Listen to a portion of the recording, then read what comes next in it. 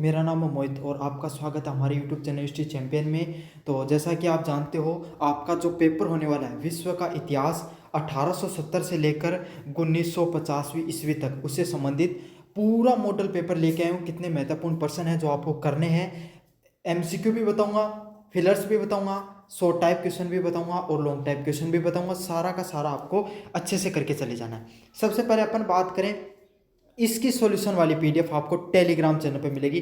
देखो जैसे किस प्रकार से मिलेगी, मैं आपको क्या करना है, यहाँ पर जो जैसे मैंने डिस्क्रिप्शन में टेलीग्राम का लिंक दे रखा है, टेलीग्राम पे जैसे आप क्लिक करोगे तो इस प्रकार के टेलीग्राम चैनल पे पहुंच जाओगे। ऊपर की तरफ आपको क्या करना है, जो यूनिवर्सिटी चैंपियन एमजीसी लिखा हुआ है यहाँ पर आपको क्लिक करना है। जैसे क्लिक करोगे, यहाँ पर जो फाइल वाला सेक्शन है यहाँ पर जाना है, इसको थोड़ा और नीचे की तरफ स्क्रॉल करना है और यहाँ पर फिर सर्च वाला ऑप्शन दिखाई देगा। यहाँ पर सर्च कर लेना आप हिस्ट्री। जैसे हिस्ट्री सर्च करोगे, आपके सामने जो हिस्ट्री है उसके हिस्ट्री फोर्थ सेमेस्टर के नाम से एक पीडीएफ आएगी, वो पढ़ लेना। अभी डाली नहीं है, ये वीडियो अपलोड होगा तब तक वो भी अपलोड हो जाएगी। ठीक है, उसको डाउनलोड करके पढ़ लेना। टेलीग्राम पे सॉल्यूशन वाली पीडीएफ मिल जाएगी, ये जो मॉडल पेपर करा रहा हूँ उसकी, और सारे अपडेट भी यहीं पर मिलते हैं, तो जरूर से ज्वाइन कर लेना। साथ के साथ अन्य वीडियो, उनके लिंक भी प्लेलिस्ट में मिल जाएंगे, तो उनको भी आपको जरूर से देख लेना है। तो चलो शुरू करते हैं अपने वीडियो को। सबसे पहले आपका सामने जो एमसीक्यू है यूनिट फर्स्ट का, ट्रिपल अलायंस का गठन कब हुआ था। तो ट्रिपल अलायंस है उसका गठन कब देखने को मिलता है, 1871 में, 1882 में, 1890 में और 1907 में। कब ट्रिपल अलायंस है उसका गठन हुआ था। काफ़ी ज़्यादा मोस्ट इंपॉर्टेंट क्वेश्चन है। सामूहिक सुरक्षा के सिद्धांत की स्थापना किस संगठन के तहत हुई थी। तो सामूहिक सुरक्षा के सिद्धांत है उसकी स्थापना किस संगठन के तहत हुई थी। यूएनओ के तहत, नाटो के तहत, संयुक्त राष्ट्र संघ के तहत और ट्रिपल अलायंस के तहत। किसके तहत, आपके सामने इसकी सामूहिक सुरक्षा का जो सिद्धांत है उसकी स्थापना देखने को मिलती है। लेनिन की नई आर्थिक नीति कब लागू होती है। 1917 में, 1920 में, 1921 में, 1924 में। कब आपके सामने लेनिन की नई आर्थिक नीति है वो लागू होती है। काफ़ी ज़्यादा मोस्ट इंपॉर्टेंट क्वेश्चन है। अगला है, जापान में मेइजी पुनः स्थापन का मुख्य उद्देश्य क्या था। तो जो जापान में जो मेइजी पुनः स्थापन है उसका जो मुख्य उद्देश्य क्या था। साम्यवाद की स्थापना करना, चीन पर कब्जा करना, आधुनिकीकरण और पश्चिमीकरण करना और पुराने शोगनशाह के जो शासन है उसको फिर से बहाल करना। कौन सा उद्देश्य था।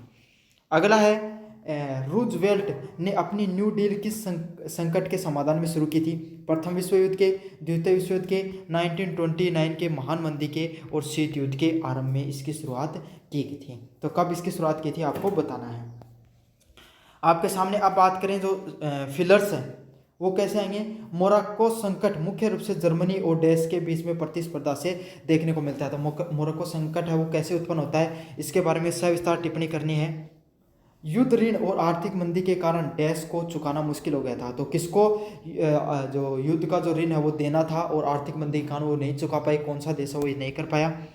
अगला है, एडोल्फ हिटलर है उसकी आत्मकथा को किस नाम से जाना जाता है। इस नाम से बताना आपको। चीनी राष्ट्रवादी नेता सन यात सेन द्वारा स्थापित राजनीतिक दल का क्या नाम है, इसके बारे में आपको बताना है। अगला, संयुक्त राष्ट्र संघ यूएनओ का सबसे शक्तिशाली अंग कौन सा है। पढ़ेंगे सेक्शन नंबर बी की तरफ। सेक्शन नंबर जो बी है उसमें से आपके सामने प्रत्येक यूनिट से 2 प्रश्न देखने को मिलेंगे, उसमें से आपको 1 प्रश्न अच्छे से करके चले जाना है।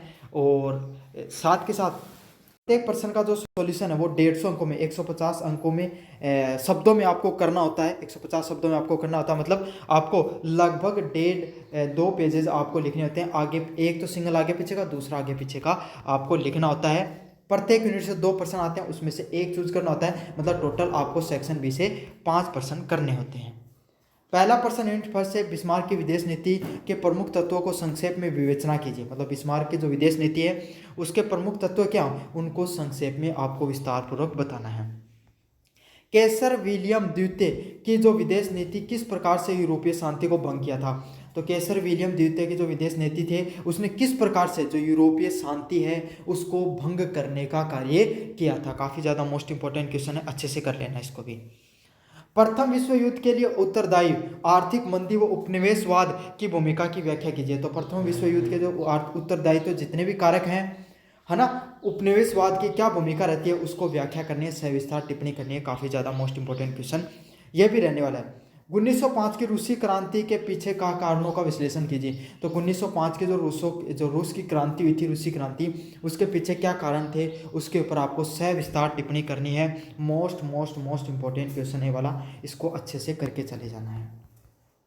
अगले वाले प्रश्न की बात करें, फासीवाद और नाजीवाद के बीच में वैचारिक समानताओं को स्पष्ट कीजिए। तो फासीवाद और नाजीवाद के बीच में जो वैचारिक जो समानताएं हैं, उसके बीच में आपको क्या समानता रहे उसको सविस्तार टिप्पणी करनी है। काफ़ी ज़्यादा मोस्ट इंपॉर्टेंट क्वेश्चन है।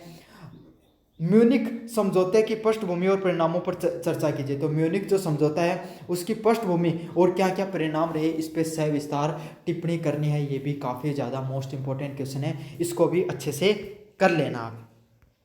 अगला है कमाल अतातुर्क के नेतृत्व में तुर्की में हुए सामाजिक सुधारों का वर्णन कीजिए।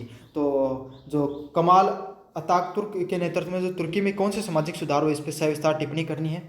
अगला है जापान को एक विश्व शक्ति के रूप में किसने उभारा, या इसको ऐसे भी आ सकता है मेजी पुण्य स्थापन के एक संदर्भ में आपको इसको सविस्तार टिप्पणी करनी है, उनके बारे में बताना है। यूनिट नंबर 5 की बात करें, द्वितीय विश्व युद्ध के दूरगामी परिणामों का मूल्यांकन कीजिए। तो आपके द्वितीय विश्व युद्ध के कारण क्या क्या नुकसान, क्या क्या फायदे हुए, उसके बारे में आपको सविस्तार टिप्पणी करनी है। भी काफ़ी ज़्यादा मोस्ट इंपॉर्टेंट क्वेश्चन है। संयुक्त राष्ट्र संघ यूएनओ की स्थापना के मुख्य उद्देश्यों की विवेचना कीजिए। संयुक्त राष्ट्र संघ यूएनओ की स्थापना हुई, उसके पीछे क्या क्या मुख्य उद्देश्य थे, इसके ऊपर सविस्तार टिप्पणी करनी है। ये भी काफ़ी मोस्ट इंपॉर्टेंट है।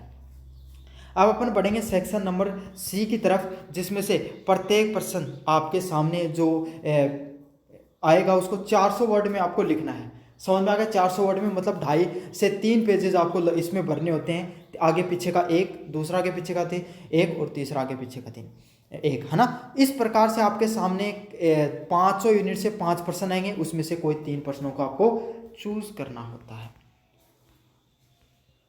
यूनिट फर्स्ट की बात करें, 1870 के बीच में यूरोपीय शक्तियों के बीच में हुए गठबंधन और प्रतिगठबंधन की नीतियों का विश्लेषण कीजिए और बताइए कि उन्होंने प्रथम विश्व युद्ध की पृष्ठभूमि कैसे तैयार की। तो 1870 से 1914 के बीच में जो यूरोपीय शक्तियां, उनके बीच में गठबंधन और प्रतिगठबंधन की नीतियों का विश्लेषण करना है और बताना है कि प्रथम विश्व युद्ध की पृष्ठभूमि को कैसे तैयार किया गया।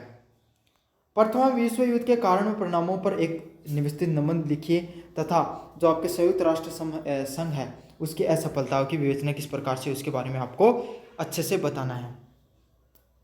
यूनिट नंबर 3 की बात करें, फासीवाद के उदय के लिए उत्तरदायी परिस्थितियों और मुसोलिनी की प्रमुख नीतियों का विस्तार से वर्णन कीजिए। तो फासीवाद का उदय कैसे हुआ, क्या क्या कारण रहे उसके पीछे, और मुसोलिनी की प्रमुख मुख्य नीतियों के विस्तार से वर्णन करना है। काफ़ी ज़्यादा मोस्ट इंपॉर्टेंट क्वेश्चन है।